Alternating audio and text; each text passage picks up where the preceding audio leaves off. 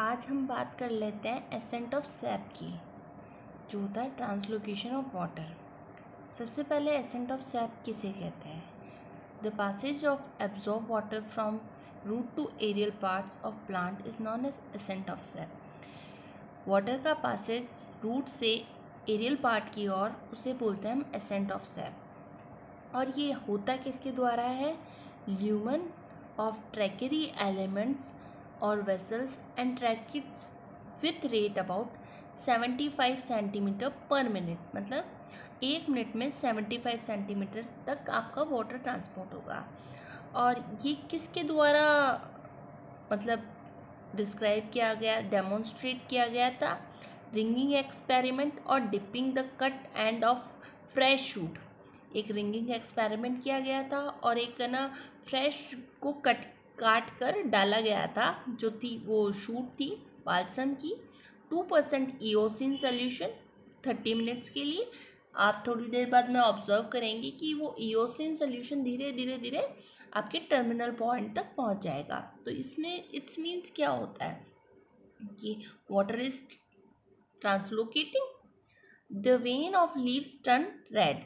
अब क्या होगा, जो लीव्स की वेनलेट्स होगी वो रेड हो जाएगी, ठीक है। और सेक्शन हम स्टेम का कट करेंगे तो उसमें जहाँ जहाँ से वाटर ट्रांसपोर्ट हुआ है वहाँ पे आपको रेड ट्रेसेस मिलेंगे, ठीक है। It's mean xylem is tracheids turn them red, ठीक है। अब हम बात कर लेते हैं थ्योरीज ऑफ एसेंट ऑफ सैप्स की। कौन सी थ्योरीज दी गई थी एसेंट ऑफ सैप के लिए? सबसे पहले आती है आपकी रूट प्रेशर थ्योरी, जो प्रिस्टलीन ने दी थी 1916 में, ठीक है। देन आपकी आती है capillary force theory, Boehm 1863। Imbibition pressure theory Engler 1868 and Sachs ने दी थी 1847 में। Cohesion and tension theory Dixon Joly 1894। बहुत सारे कॉम्पिटिटिव एग्जाम्स में इसके साइंटिस्ट पूछे जाते हैं कि किस साइंटिस्ट ने कौन सी थ्योरी दी है, ठीक है। तो हम पहले स्टार्ट करते हैं रूट प्रेशर से। रूट प्रेशर थ्योरी, प्रेशर को कैसे डिफाइन करेंगे? जब ट्रैकेरी एलिमेंट जाइलम में जो रूट्स की मेटाबॉलिक सेल्स हैं, जो लिविंग सेल्स है, वो क्या करेंगी, कंटिन्यूअसली वाटर को ट्रांसपोर्ट करेगी bye diffusion, that is passive transport, और एक्टिव ट्रांसपोर्ट। कुछ 80% तो आपका पैसिव ट्रांसपोर्ट होगा, 20% एक्टिव ट्रांसपोर्ट होगा। मैं यहाँ एक्टिव ट्रांसपोर्ट इसलिए बोल रही हूँ जो अगेंस्ट कंसंट्रेशन ग्रेडियंट हो रहा है, ठीक है। तो अब जो प्रेशर डेवलप हो गया है, डिफ्यूजन प्रेशर ग्रेडियंट, वो क्या करेगा, जो मेंटेन्ड होगा through activity of living cells. Living cells उसकी प्रेशर ग्रेडियंट को मेंटेन करके रखेगी। तो ये एक एक्टिव प्रोसेस होता है, ठीक है।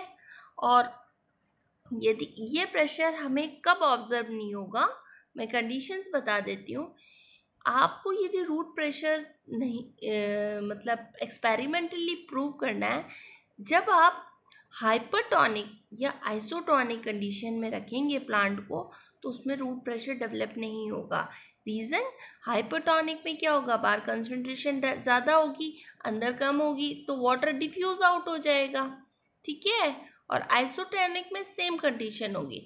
तो इसके लिए आइडियल कंडीशन कौन सी होनी चाहिए? हाइपोटोनिक। इसका मतलब वाटर बाहर ज़्यादा होना चाहिए और रूट में कम होना चाहिए, ठीक है। और oxygen supply and some poison also affect the root pressure. Oxygen supply भी रूट प्रेशर को अफेक्ट करती है, ठीक है। और सम पॉइजन्स होते हैं जो सेमी परमेबिलिटी को अफेक्ट करते हैं प्रोटोप्लाज्म की, ठीक है।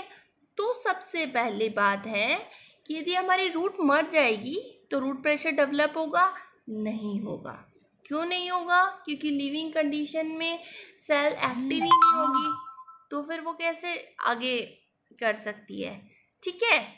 तो ये इसके लिए सबसे बड़ी एसेंशियलिटी है कि रूट्स लिविंग कंडीशन में होनी चाहिए। ठीक है, अब है जो ये रूट प्रेशर थ्योरी है, ये सबसे ज़्यादा सही प्रूव होती है हर्बेसियस प्लांट के लिए।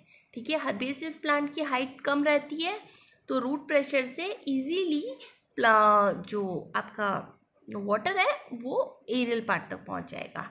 और प्रेशर होता है वो बहुत रेनी सीजन्स में सबसे ज़्यादा डेवलप होता है इन ट्रॉपिकल, और स्प्रिंग सीजन में टेम्परेट हैबिटेट में ज़्यादा होता है, जो उस टाइम मेटाबॉलिक एक्टिविटी को बढ़ा देता है और ट्रांसपीरेशन को रिड्यूस कर देता है।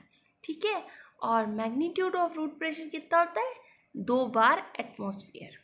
ठीक है, अब यहाँ पे एक एक्सपेरिमेंट सेटअप किया गया है जिसमें हमने एक स्टेम को कट कर दिया है और उसको मैनोमीटर के थ्रू कनेक्ट कर दिया है। अब आप देखेंगे कि ये मैनोमीटर की जो रीडिंग है ये थोड़ी सी अपलिफ्ट हो जाएगी। मतलब क्या होगा, ये प्रेशर यहाँ जो रूट प्रेशर डेवलप होगा, ये मैनोमीटर में जो हीलियम है आपका जो मरकरी है उसको थोड़ा सा ऊपर की तरफ पुश करेगी, जिससे उसकी रीडिंग ऊपर आएगी। तो ये डेमोन्स्ट्रेट क्या कर रहा है कि प्लांट में रूट प्रेशर रिस्पॉन्सिबल है आपका एक्सेंट ऑफ सैप के लिए। ठीक है, देन अब बात कर लेते हैं हम दूसरी थ्योरीज की, जिसमें सबसे पहले हम बात करेंगे कैपिलरी थ्योरी। अब आपका रूट प्रेशर से हर्बेसियस प्लांट में ऊपर जा रहा है। अब कैपिलरी थ्योरी किसके लिए होती है? जो सैप ऊपर की तरफ जाएगा, एब्सेंस ऑफ लिविंग सेल्स। अब जैसे आपकी एपिडर्मिस सेल्स लिविंग हो गई, कैपिलरी कॉर्टेक्स लिविंग हो गई, एंडोडर्मिस लिविंग हो गई, यहाँ तक आपकी सारी लिविंग सेल्स है। जाइलम में अपलोडिंग करनी है, जाइलम क्या है? Non living. अब कैसे अपलोडिंग होगी?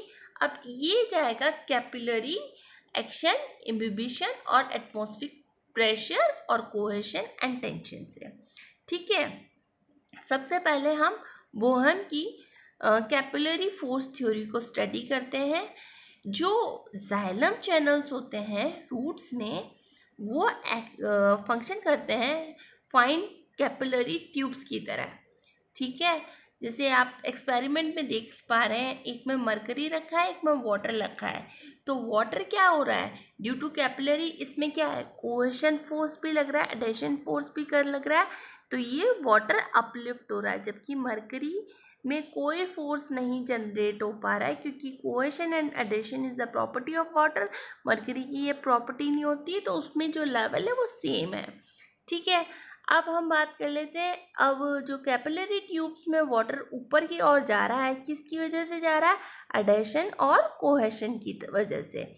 ठीक है, अब जो कैपिलरी वो होगा वो कंटिन्यूस रेस होता रहेगा जब तक सरफेस टेंशन काउंटर बैलेंस ना हो जाए। ठीक है, अब जो फोर्स ऑफ कैपिलरी होता है वो स्मॉल होता है, और वो मैक्सिमम हाइट कितनी तक कर सकता है? 1 मीटर।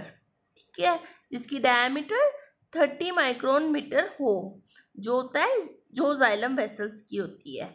अब हम बात कर लेते हैं जिम्नोस्पर्म्स में।